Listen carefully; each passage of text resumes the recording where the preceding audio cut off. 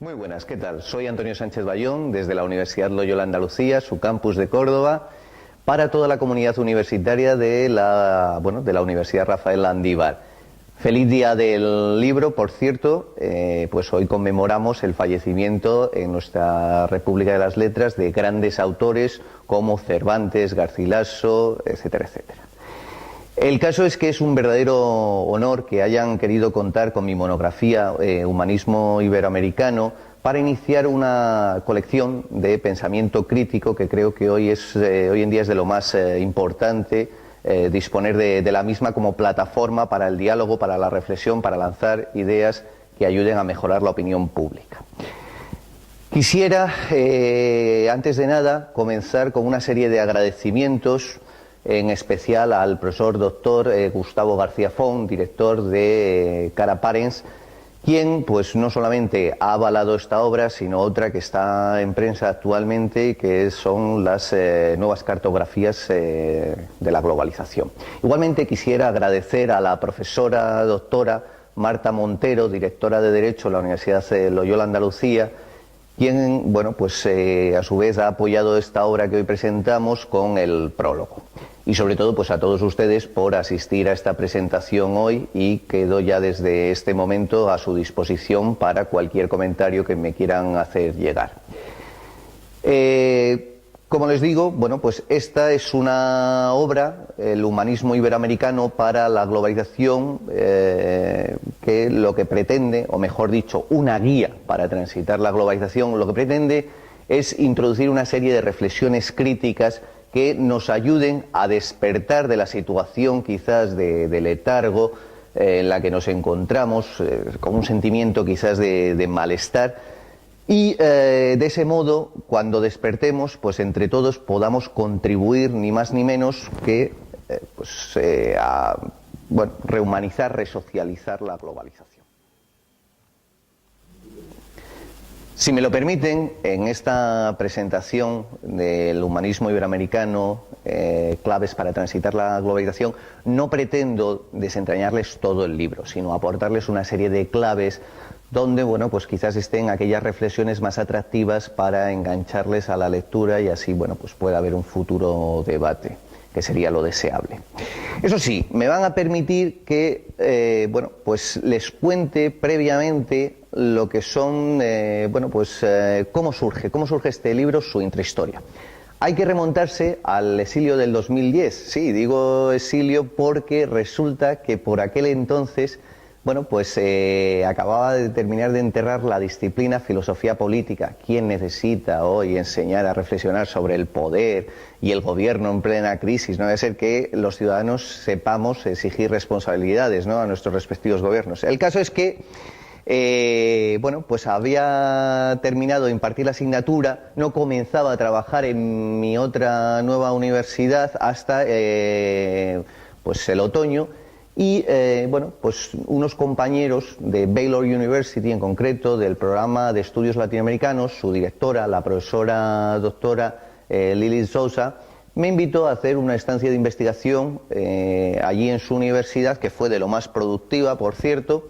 y es en ese momento cuando arranca, ¿no?, toda esta aventura de pensamiento. Más que nada porque fue entonces, coincidió la gran tormenta de nieve, que estaban cerrados los aeropuertos de la costa norte atlántica estadounidense, y perdido entre aeropuertos, que esas sí que son las auténticas utopías nuestras actuales, ¿no?, esos no lugares donde no queremos realmente estar, sino que son de tránsito, cuando empezó a tomar forma este proyecto. Más que nada porque la idea era reflexionar sobre una serie de problemas no entendidos como lo hacen los bárbaros nórdicos, que más adelante les explicaré, que es en el sentido de conflicto, sino como lo hemos venido haciendo nosotros los iberoamericanos, esto es desde la península ibérica, el Mediterráneo y Latinoamérica, que es la idea de problema como preocupación sobre aquellas cuestiones que efectivamente, si nos adelantamos a las mismas, podremos responder de manera mucho más eficiente llegado el caso. Y como les decía, las preocupaciones eran de distinto índole. El primero, el personal, ¿no?, pues sobre todo saber sí, bueno, pues hacer experiencia de lo que venía siendo mi trayectoria profesional, personal y sobre todo pues cómo reorientarla, ¿no? En esos momentos. A su vez, no solamente ver si era un problema personal, sino que también era un problema generacional, si esto afectaba a otras personas que, como yo, bueno, pues quizás se encontraban en esa situación de incertidumbre, ¿no? De eso que se ha llamado la sociedad flexible, líquida, de riesgo. Bueno,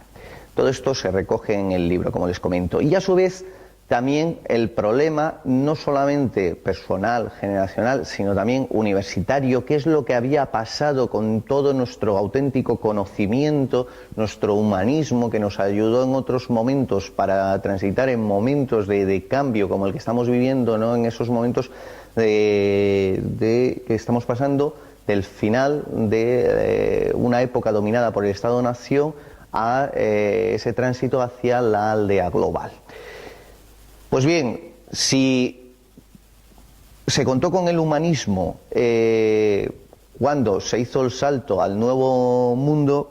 hoy en día creo que tenemos la misión también de recuperarlo. Y eso, por eso me preocupaba, digo, en la universidad, ¿qué es lo que estamos haciendo mal para que en cambio lo predominante, lo que estamos viendo es un cientificismo y una burbuja cientificista? Lo que quiere decir esto es sencillamente que en vez de enseñar a nuestros alumnos a no solamente formarse en habilidades destrezas y valores, y a enseñarles a reflexionar críticamente y, cómo no, instruirles, transmitirles ese humanismo del que hablaba antes, en cambio parece ser que lo que prima es una suerte de combinación, de hibridación entre lo que es la técnica que sustituye a la ciencia ayudada por la ideología, y de ahí pues esa burbuja de las que, bueno, pues hemos estado oyendo en los noticiarios últimamente, pues burbujas inmobiliarias, financieras, pues también en la ciencia. Por tanto, recuperar el sentido y de ese modo pues llegar al último de los problemas que quería tratar de hilar también, que es qué es ser iberoamericano hoy en día. Esto es, sobre todo, como una alternativa al modelo dominante que nos ha llevado a la situación actual. ¿De acuerdo? Bueno, pues para poder dotar de sentido todo esto, la obra fue pensada como una especie de diálogo con el lector, por el cual se presentaba para iniciar un viaje de descubrimiento, de despertar juntos. De ese modo, lo primero que se acomete en el capítulo 1 es las presentaciones respectivas, quién era el interlocutor, esto es servidor, y por qué invitaba a hacer este viaje en busca de los oasis, ¿no?, como puntos de conexión en la globalización. Esto es, dónde acudir para tomar energías y saber orientarse, saberse guiar. Para dar cabida a todos estos problemas que les he planteado, ¿no?, tanto el personal, el generacional, el universitario y el iberoamericano, el libro se articuló, ¿no?, con 4 capítulos y un epílogo. La idea era, desde el primer capítulo, pues presentarles a su interlocutor a alguien con inquietudes, con deseo de compartir las mismas, con aquellos que a su vez pues se sintieran, como se explica en el libro, imbuidos en ese malestar social, puesto que hemos llegado a crear un sistema el cual pues queríamos que nos asegurara atributos personales como la libertad, la igualdad, la justicia, y en cambio al dotar de todos estos atributos al sistema nos hemos quedado nosotros vacíos, nos hemos quedado enajenados, totalmente extrañados, confundidos, y es el sistema el que se nos ha impuesto a nosotros y nos va marcando pues los ritmos vitales, qué es lo que tenemos que hacer en cada momento. De ahí el miedo a criticar el sistema, a ir contra el sistema, puesto que haciendo eso pues nos quedaríamos al margen y eso provoca efectivamente pues cierto vértigo, pero en cambio es necesario, porque de otro modo nos están viviendo la vida. Por eso les decía que A partir de esta excusa, pues efectivamente ver si hay más gente en esa situación y sobre todo empiezo a crear un sujeto común, ¿no? Una identidad común, como es la generacional, la de los odiseos de la globalización. Esto es, se trata de aquella generación que está entre el baby boom de los años 60, incluso 70 según ciertas zonas, y la nueva de los emo skin, que son altamente tecnológicos, ¿no? Si los unos eran ideológicos, los otros tecnológicos, hay una generación que nace un poquito antes del boom de la globalización de los años 90, por lo tanto estamos hablando de finales de los 70 y los 80, que creía en la meritocracia y va a ver cómo se va a cambiar toda la realidad, como se ha explicado antes, la mención pues a ese proceso que estamos viviendo de transición entre un mundo que agoniza, que es el del Estado-nación, bastante claro y definido con unas fronteras, y el actual rápido, altamente tecnológico de la globalización. Pues bien, se hace un ejercicio de reflexión, una identificación de cuáles son los problemas que atañen a este grupo de población,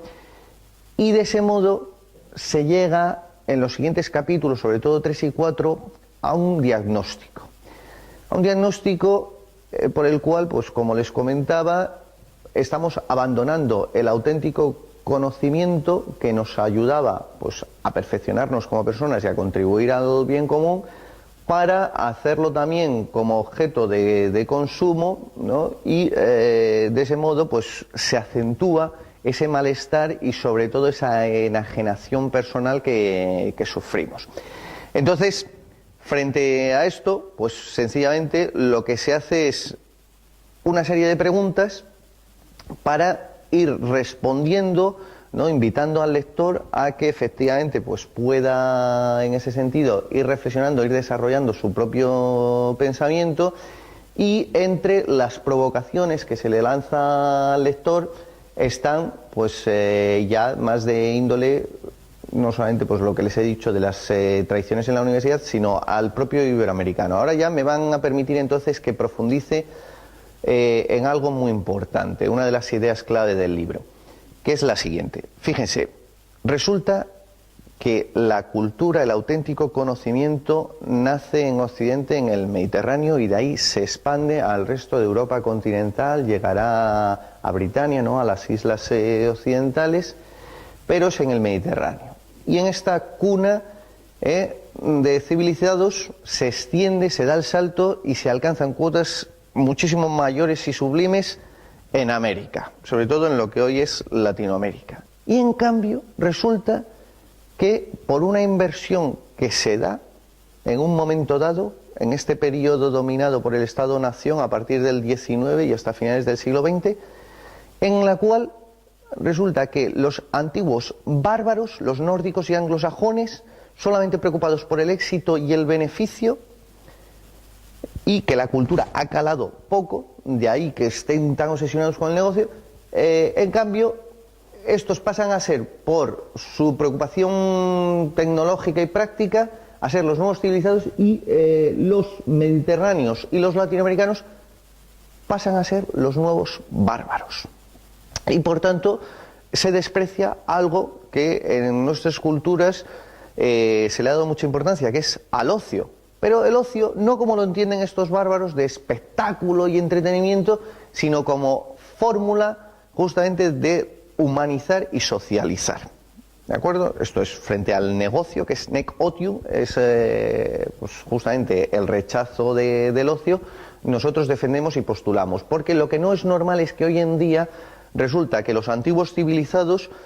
nos consideran a los mediterráneos los pigs de Europa, y a los latinoamericanos se les considere tercermundistas, que es la terminología que se maneja durante la Guerra Fría para los países recién descolonizados y nacidos, cuando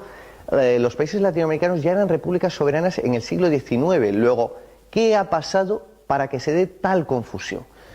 Pues ni más ni menos que lo siguiente. Nosotros hemos renunciado a toda nuestra cultura, a nuestro humanismo hispánico, y por tanto, en esa renuncia, en esa enajenación que antes se aludía, hemos aceptado nuevas etiquetas que nos han puesto aquellos que se han encumbrado como nuevos civilizados, los nórdicos y anglosajones. Y por tanto, claro, así se entiende, ¿no?, pues otra provocación que se lanza en el libro, que hasta principios del siglo XX, ¿no?, uno veía pues la televisión en Estados Unidos y un show que tenía un éxito espectacular, como era I Love Lucy, ¿no?, del año 51 al 57, una de las series de televisión más vistas en todo Estados Unidos y en buena parte del mundo. El latinoamericano, el marido de Lucy, Ricky Ricardo, era todo un dandy, todo un señor. Pues cómo hemos pasado de ese estereotipo a el que se empieza a generar y a exportar desde los años 80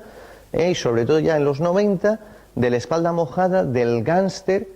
Cómo se ha dado esa inversión cultural, ese cambio de percepción. Y vuelvo otra vez a lo mismo, lo que ha ocurrido es que los primeros que hemos aceptado esos estereotipos hemos sido nosotros mismos, rechazando nuestra función, que era una función pues crítica, era una función que lo que pretendía era trascender, ¿no? De ahí que, pues por ejemplo, volviendo al problema de la universidad, qué importantes eran justamente los Studia Humanitatis, donde se recogía todo el conocimiento, la filosofía y letras de la modernidad,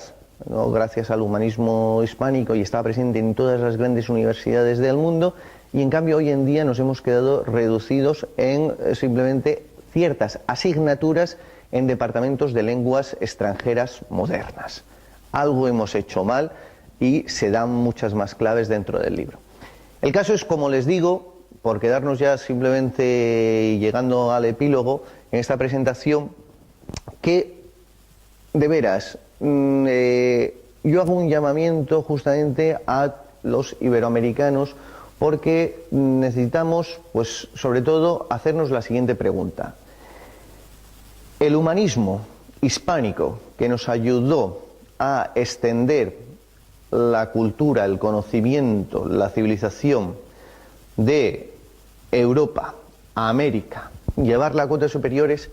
nos serviría hoy, de algún modo, podría servir de herencia para construir un humanismo iberoamericano que ayude a rehumanizar, a resocializar la globalización en la que vivimos, de modo que, bueno, pues por ejemplo,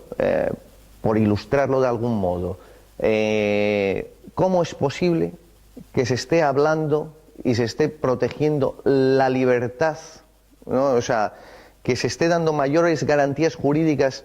a bienes, productos y servicios que deberíamos disfrutar nosotros las personas, y en cambio tenemos menores posibilidades, como les digo, de movernos a lo largo del mundo con menos seguridad, con menos libertad, las personas que deberíamos disfrutar de dichos bienes y servicios? Algo estamos haciendo mal. Y repito, una crisis como la que estamos viviendo es cierto que es un tanto singular, porque se está prolongando no solamente en el espacio, esto es, alcanza todo el planeta, no solamente en el tiempo, va más allá, se remonta inicialmente a los años 60 en términos culturales, a los años 70 en términos energéticos y sobre todo pues tecnológicos. Pues después del boom de los 90, hoy en día estamos viendo los efectos pues con instrumentos financieros, etcétera, etcétera. Bien, pues frente a esta crisis, que además, vuelvo a decir, se diferencia de otras anteriores, que no nace por razones negativas, como ha podido ser catástrofes, malas decisiones de gobernantes, sino por un ansia de desarrollo, por tanto, de querer alcanzar las máximas cuotas de bienestar. Y pues también podríamos decir que es especial esta crisis, ¿no?, de global, ya les digo, no solamente por razones espaciales, por razones temporales, sino materiales, alcanza a distintas facetas, como les digo, éticas, morales, jurídicas, económicas. Pues bien, tomémosla realmente como oportunidad para revisar, para hacer experiencia, como les decía, que era el origen justamente de este libro, en el cual, bueno, pues a mí me ha servido para hacer experiencia personal, pero también intergeneracional, ¿no? Para saber cuál es mi generación y realmente si tenemos un proyecto solidario, esto es, toda generación, si reivindica el poder, que no le llegue simplemente por razones biológicas, porque sea fuerza productiva en el momento, sino que se haga el esfuerzo de saber qué se tiene en común y sobre todo cuál es ese proyecto, qué es lo que se quiere hacer, el poder para qué. Bueno, pues cuál es ese proyecto y sobre todo que sean unas relaciones pacíficas y bueno, pues benignas entre generaciones, la que deja el poder y la que vendrá más tarde, por tanto que haya un traspaso pacífico del poder. Y la idea es también mejorar el conocimiento que disponemos, esto es, que no caigamos en trampas actuales, que no nos explote esa burbuja cientificista de la que hablaba, donde se ha falsificado el auténtico conocimiento que debería llegar y estar a disposición de todos, puesto que todos tenemos esa capacidad, estamos, como decían los clásicos antiguos, entre las bestias y los dioses. Las bestias no necesitan hacerse preguntas, los dioses tampoco, porque lo saben todo. El hombre es el único llamado a preguntarse, a mejorar. Pues eso es lo que tenemos que intentar, más que nada para de ese modo se conformará por sí sola la comunidad iberoamericana y se verá ese papel, en el que, vuelvo a decir, el iberoamericano tiene hoy mucho que decir, puesto que somos mucho más críticos, más creativos, y si tomamos la herencia de lo que ha sido el humanismo hispánico, podemos generar un humanismo iberoamericano que ayude a toda la humanidad. Bueno, pues sin más, para poder concluir esta presentación, de nuevo, gracias por su atención, gracias de nuevo a mi buen amigo, el profesor Gustavo García Font, y quedo a su entera disposición a través, como les digo, del profesor García Font, pues pueden hacerme llegar toda cuestión que estaré encantado de contestar.